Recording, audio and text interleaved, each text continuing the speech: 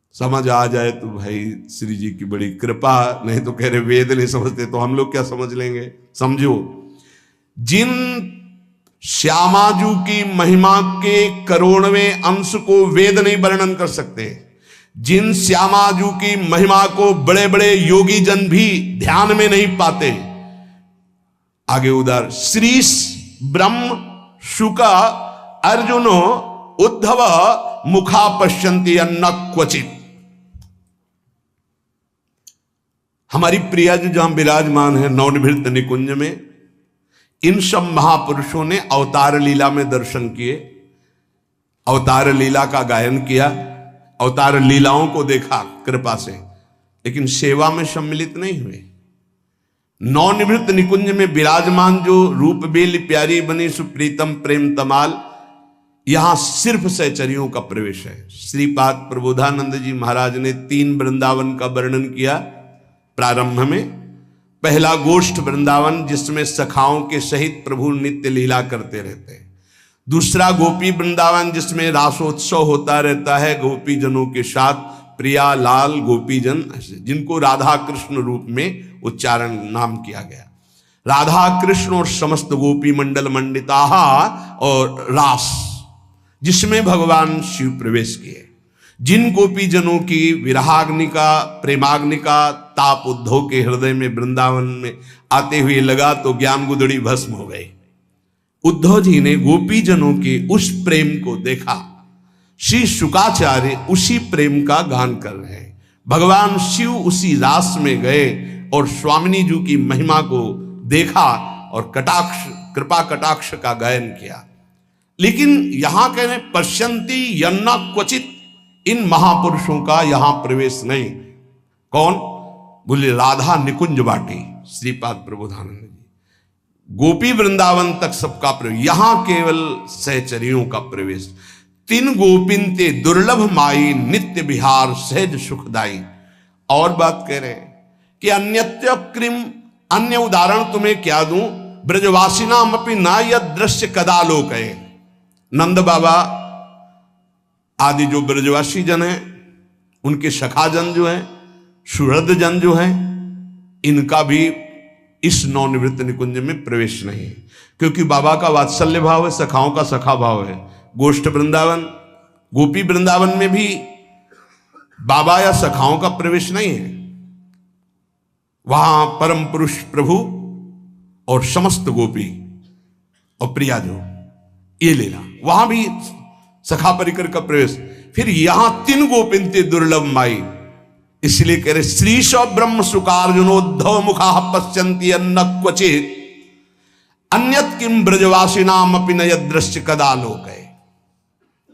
श्रीमद राधा सुधानिधि। न देवैर ब्रह्मादेर न खलु हरि भक्तैर न सुहृदा दिविर यद्वै राधा मधुपति रहस्यम सुविदितम। कभी गर्व नहीं होता आपको कि स्वामिनी जी ने मुझे ऐसी जगह शरणागति प्रदान की कृपा से जहां बड़े बड़े महापुरुष भी याचना करते? कभी नहीं, बस ऐसे ही मिल गया, इसलिए उसकी कीमत नहीं समझ पाए। रतन चिन्हों नहीं दीन्हों करते डाक। इसलिए मेरी बात पर हे सखे विश्वास कर लो। लक्ष्मीपति भगवान शिव, ब्रह्मा, शुक, अर्जुन, उद्धव आदि ये सब जिस महिमा को जानते हैं, गाते हैं, पर जहां प्रवेश नहीं है, उस रस की हम तुम्हें बात करते हैं कि उस रस को प्रदान करने वाला ऐसे वृंदावन और रजरानी है। जब इनका आश्रय मिलता है तो राधा पदई का आश्रय ये हृदय में ठसक हो जाती है। श्री राधा जुग चरण निवास, प्यारी जो हमारी महारानी, हम उनकी चरण दासी। उपासक इस बात पर स्थित हो जाओ कि बहुत ऊंचाई पर आपका संबंध हो गया है। अब चूक मत करो। इस जीवन से जो कुछ हो रहा है वो सिर्फ आपके लिए है। यदि आप अपने को संभाल नहीं पाते हैं तो आपका दुर्भाग्य है। ऐसा अवसर, फिर कह रहा हूं, खुल के कह रहा हूं, ये हमारी मुख की, हमारी बड़ाई की बात नहीं है, ये उस यंत्र की बात कर रहा हूं जो श्री जी से संचालित है। आपके लिए सिर्फ ये यंत्र चल रहा है। आपके लिए सिर्फ बोला जा रहा है। यदि आप इसे स्वीकार नहीं करते हैं, आप अपने जीवन को भगवतमय नहीं बनाते हैं, तो हमें लगता है कि बहुत बड़ा घाटा कर रहे हैं आप अपने जीवन के साथ। पूज्यपाद श्री उड़िया बाबा जी महाराज कह रहे हैं, उपासक वही है जब महात्मा किसी कारण से तुमसे अप्रसन्न हो जाए और तुम्हारा प्रेम उसके प्रति बढ़ता जाए, तो असली भक्त या असली सेवक या असली उपासक उसी को कहते हैं।